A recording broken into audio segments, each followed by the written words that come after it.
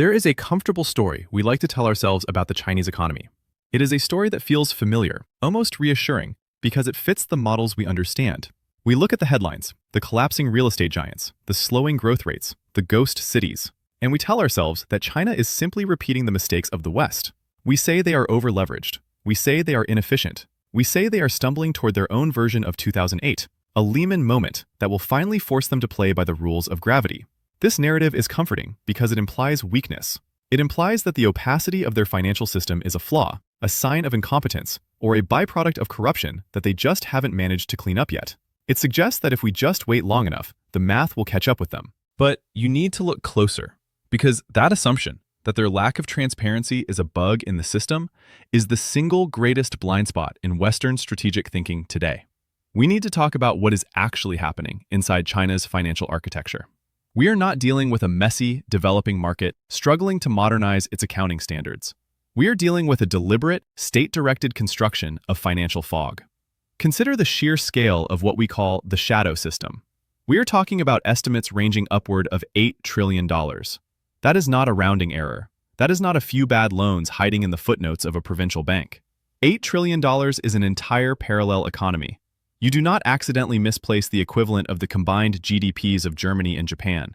You do not build a debt mountain that size through mere bureaucratic incompetence. When you see a number that large, completely off the books, completely detached from formal regulatory scrutiny, you have to stop asking, how did they mess this up? And start asking, why did they build it this way? In the West, in the United States, we operate on a fundamental premise. Transparency creates stability. We believe that if investors can see the risks, they can price the risks, and the market stays healthy. We believe that sunlight is the best disinfectant. The Chinese Communist Party operates on the exact opposite premise.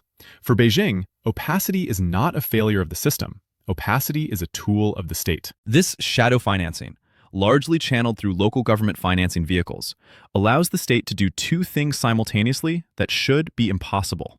It allows them to inject massive amounts of liquidity into the economy to keep employment high and projects moving, while simultaneously keeping that debt off the official sovereign balance sheet.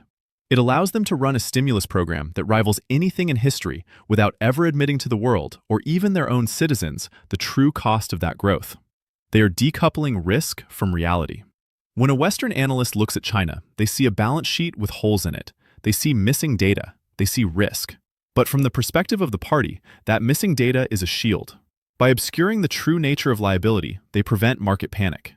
They prevent the very correction that Western economists insist is inevitable. In a free market, when a sector is insolvent, it collapses.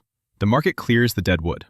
In China's state capitalist model, insolvency is a political decision, not a mathematical one. If the state controls the banks, the shadow banks, the borrowers, and the regulators, then bankruptcy only happens when the state decides it is useful. This is what makes the China is collapsing narrative so dangerous for us. It assumes they are playing our game. It assumes that debt is a constraint. But for an authoritarian regime, debt is just another lever of command and control. They have turned financial uncertainty into a strategic asset. So, we are left looking at this black box. We see the smoke, we see the stress fractures, and we assume the building is about to fall down. We assume they are trapped. But what if they aren't trapped? What if they have deliberately constructed a system where the normal signals of financial distress, the ones we rely on to judge the health of a nation, simply do not apply? We are judging a submarine by the rules of an airplane. We look at the lack of wings and call it a failure, while they are operating deep underwater, invisible to radar, moving capital and pressure in ways we cannot measure until it is too late. The danger isn't that China's economy is messy. The danger is that their mess is engineered. It creates a zone of deniability where they can absorb shocks that would shatter a transparent market. They are not hiding the risk because they are ashamed of it. They are hiding the risk because an unmeasurable opponent is a terrifying opponent. And this brings us to the edge of the real problem. If we can't measure their risk, we can't price ours. If we assume they are incompetent, we miss the fact that they are insulating themselves against the very global markets we control. They are building a system designed to survive in the dark. The question is no longer, is China overleveraged? The question is, what does China gain by making sure we can never know the answer? This is where the story shifts. It shifts from being a domestic Chinese problem, something for economists to argue about in academic journals, to being a direct threat to the stability of the global financial order. Because that $8 trillion shadow system we just talked about, it doesn't just stay in China. It functions as a massive, invisible pressure chamber that connects directly to the rest of the world. And the terrifying brilliance of this design is that it allows Beijing to export its volatility to us. Think about how a normal market works. In New York, in London, in Tokyo, markets are signaling mechanisms. If there is a liquidity crisis, interest rates spike. If there is a shortage, prices rise. If a company fails, the stock drops. Pain is visible. Pain is immediate. The market reacts, adjusts, and eventually finds a new equilibrium. But China has built a system designed to suppress those signals. When their internal pressure gets too high, when that mountain of shadow debt threatens to cause a collapse, they don't let the market correct itself. They don't let the bubble burst. Instead, they open the valves and transfer that pressure outward. How do they do it? They do it by manipulating the flow of capital and commodities in ways that defy market logic. When their shadow banks are overextended, the state doesn't declare bankruptcy. Instead, they might suddenly flood the global market with subsidized steel or aluminum or electric vehicles, crushing margins for manufacturers in Pennsylvania or Germany to keep their own zombie factories running. They export deflation to protect their internal employment. Or they might suddenly tighten the spigots on critical minerals or restrict capital outflows, sending shockwaves through emerging markets that rely on Chinese liquidity. The result is that Western markets end up acting as the shock absorbers for Chinese state policy. We take the hit so they don't have to. This creates a fundamental asymmetry that is becoming impossible to ignore. We are operating in a glass house. Every move the Federal Reserve makes, every quarterly earnings report from a US bank, every shift in our inflation data is broadcast in high definition. The world knows exactly where we stand. China, meanwhile, is operating behind a one-way mirror. We can see the effects of their actions. We see the sudden price swings. We see the inexplicable shifts in currency values. But we cannot see the mechanism. We are forced to react to symptoms without ever being allowed to diagnose the disease. And this is where the danger compounds. Because global capital, Wall Street, the City of London, is still trying to treat China like a normal market participant. You have major index funds, pension funds, and asset managers pouring billions of dollars into Chinese markets, assuming that the risks they are taking are measurable. They are looking at price-to-earnings ratios. They are looking at bond yields. They are acting as if a Chinese bond yield reflects the market's assessment of risk. It does not. That yield reflects what the Chinese Communist Party decides it should reflect on that day. When Western capital enters that system, it is not investing in a market. It is providing liquidity to a state-controlled black box. We are effectively subsidizing the very system that is designed to destabilize us. We are handing over the capital they need to keep the shadow game running, while they refuse to follow the most basic rules of disclosure that we demand from a lemonade stand in Ohio. This is the strategic trap. We have integrated our open, transparent, rules-based financial system with a closed, opaque political financial system. And we assumed that over time, they would become more like us. We thought exposure to global markets would force them to open the books. We were wrong. They didn't become more like us. They forced the global market to bend around them. We are now in a situation where the pricing of risk worldwide is distorted because the second largest economy on Earth refuses to show its cards. Investors are flying blind, pricing Chinese assets based on data that is manufactured for political stability, not economic reality. And every time we accept that, every time we shrug and say, well, that's just how China is, we are normalizing a system where market neutrality no longer exists. We have moved past the point of emerging market risk. We are now dealing with a structural adversary that uses its financial opacity to buffer itself while creating chaos for everyone else. They have rigged the game so that heads, they win. Tails, the global market loses. And the market, our market, is letting them do it. It is tempting to look at this asymmetry, China's opaque fortress versus our glass house, and conclude that the problem is simply Chinese aggression. It is tempting to point the finger across the Pacific and say, they are cheating, and that is why we are losing ground. But that is not the whole truth. If we are going to be honest about why this is happening, we have to look in the mirror. China's shadow strategy only works. It only creates this global distortion because the alternative, the American system, has allowed its own foundation to rot. For 70 years, American financial dominance wasn't built just on the size of our GDP or the might of our aircraft carriers. It was built on something much more fragile, but ultimately more powerful: credibility. It was built on the idea that the United States was the adult in the room. We wrote the rules, but we also followed them. We championed independent central banks. We championed the rule of law.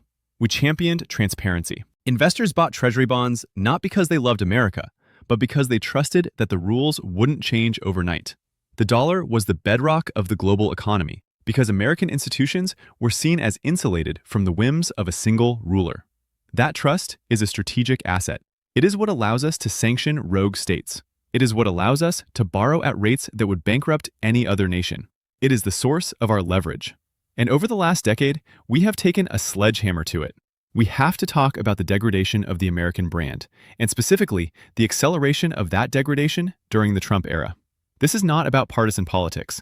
This is about cold, hard, strategic calculation. When the leadership of the United States begins to attack its own institutions, when a president treats the Federal Reserve like a political enemy, when trade policy is conducted via late-night social media posts rather than coordinated strategy, when allies are insulted and treaties are treated as disposable, the world takes notice. Markets hate uncertainty, and for 4 years, and in the movement that persists today, the United States became a massive source of political uncertainty. We signaled to the world that our commitments were temporary. We signaled that the rule of law was optional if it got in the way of a political objective. Think about what that does in the context of China. China is selling a model of authoritarian stability. They are telling the global south, they are telling Europe, they are telling the energy markets. The Americans are chaotic. The Americans are unreliable. Come do business with us. We don't ask questions about human rights. We don't change our minds every 4 years. Every time we degrade our own institutions, we validate their argument. We handed them a gift.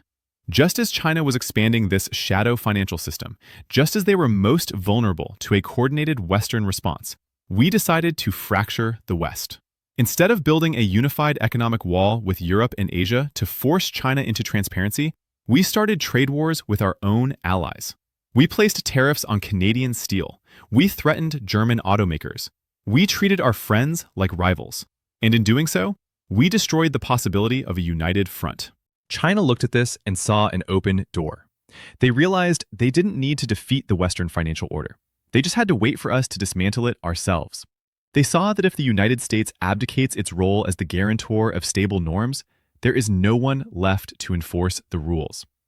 This is what I mean by strategic disarmament.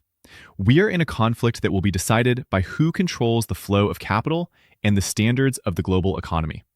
And in that conflict, credibility is your ammunition. When you politicize your justice system, when you threaten to default on your debt for political leverage, when you embrace the same kind of strongman volatility that we used to criticize in developing nations, you are emptying your own magazine. We are arguing that the world should trust the American model of open markets, while simultaneously demonstrating that our political system can no longer sustain the institutions that make open markets work. It is a paradox. And it is a paradox that is costing us real power.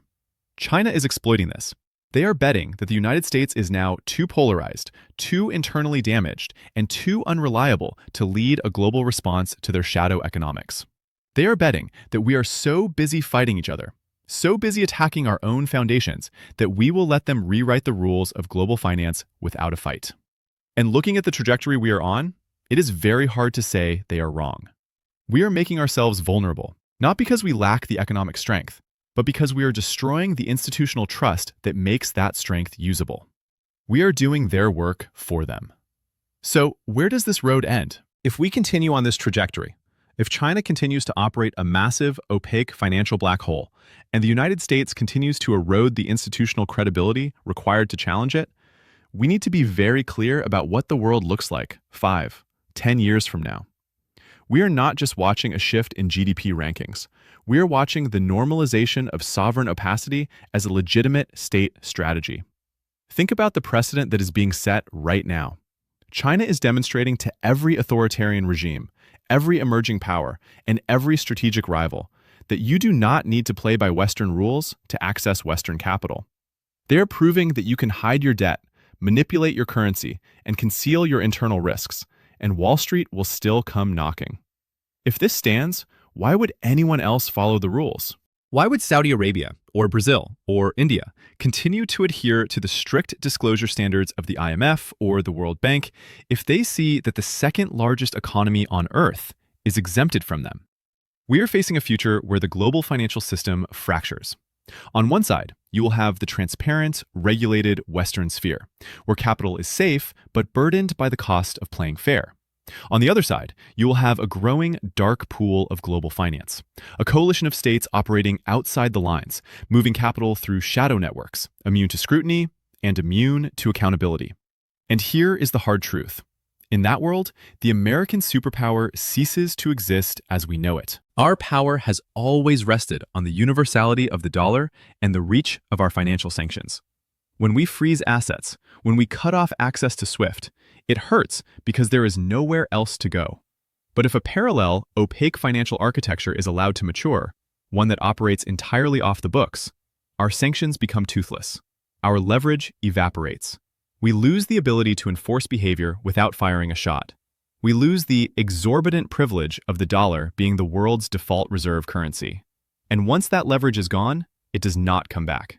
You cannot rebuild a global standard once the market has decided it is obsolete. We are standing at a threshold. The window to correct this is shrinking, and it is shrinking fast.